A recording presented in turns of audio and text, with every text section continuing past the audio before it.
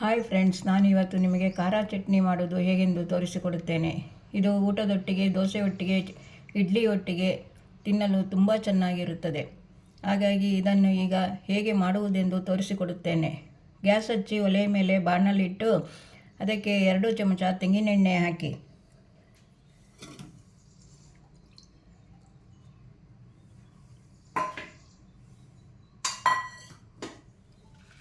ಈಗ ಒಂದು ದೊಡ್ಡ ಚಮಚದಲ್ಲಿ ಕಡಲೆಬೇಳೆ ಹಾಕಿ. ಈ ಚಮಚದಲ್ಲಿ ಇದನ್ನು ಹುರಿದುಕೊಳ್ಳುವ.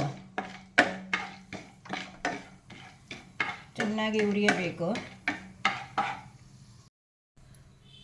ಈಗ ಕಡಲೆಬೇಳೆ ಕೆಂಪಗಾಗಿದೆ.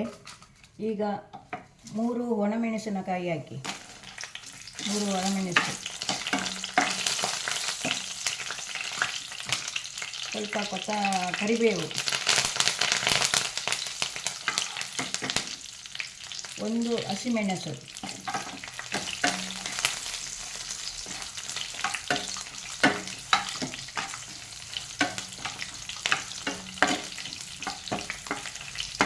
ಇದನ್ನು ಚೆನ್ನಾಗಿ ಹುರಿಯಿರಿ.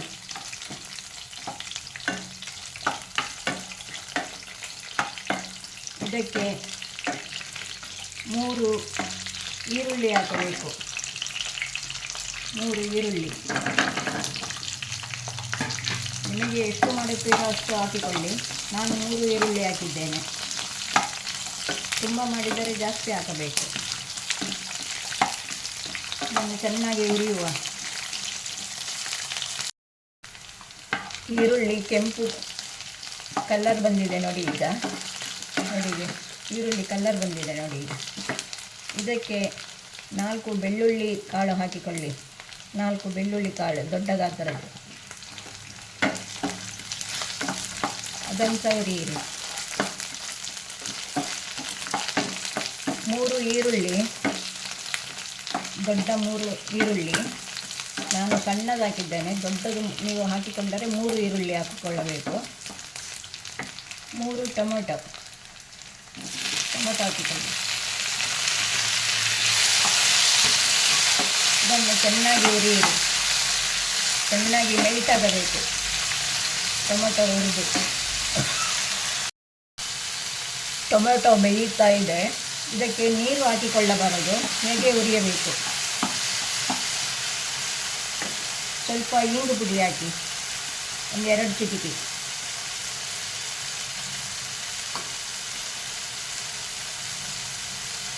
ಕಾಲು ಚಮಚ ಅರಿಶಿನ ಪುಡಿ, ಚಿಕ್ಕ ಚಮಚದಲ್ಲಿ. ಕೊತ್ತಂಬರಿ ಸೊಪ್ಪು,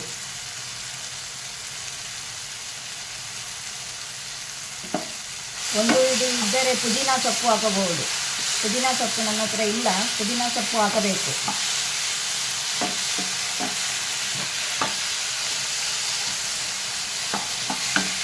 ಚೆನ್ನಾಗಿ ಹುರಿಯಿರಿ. ಈಗ ಎಲ್ಲ ಬೆಂದಾಯಿತು. ಈಗ ಇದಕ್ಕೆ 1/4 ಚಮಚ ಉಪ್ಪು ಹಾಕಿಕೊಳ್ಳಿ. ಬೇಕಾದರೆ ಮತ್ತೆ ಹಾಕಿಕೊಳ್ಳಬಹುದು. ಸಣ್ಣ ತುಂಡು ಬೆಲ್ಲ ಬೇಕಾದರೆ ಹಾಕಿಕೊಳ್ಳಿ, ಬೇಡದಿದ್ದರೆ ಬೇಡ.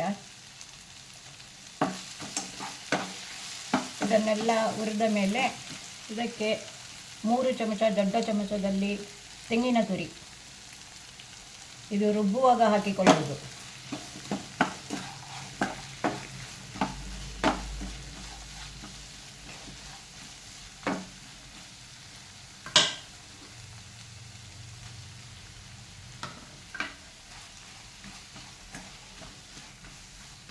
ಈಗ ಎಲ್ಲ ರುಬ್ಬಿಕೊಂಡು ಬರುವ. ಖಾರ ಚಟ್ನಿ ರೆಡಿ ಆಯಿತು ಫ್ರೆಂಡ್ಸ್. ಎಷ್ಟು ಚೆನ್ನಾಗಿ ಕಾಣುತ್ತಿದೆ ನೋಡಿ. ನೀವು ಸಹ ಮಾಡಿಕೊಳ್ಳಿ. ನಿಮಗೆ ಇಷ್ಟವಾದರೆ ಶೇರ್ ಮಾಡಿ, ಸಬ್ಸ್ಕ್ರೈಬ್ ಮಾಡಿ, ಲೈಕ್ ಮಾಡಿ ಫ್ರೆಂಡ್ಸ್. ಈಗ ಇದಕ್ಕೊಂದು ಒಗ್ಗರಣೆ ಕೊಡುವ. ಸ್ವಲ್ಪ ಸಾಸಿವೆ,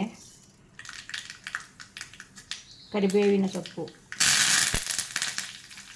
ಹಾಕಿ ಒಗ್ಗರಣೆ ಕೊಡಿ.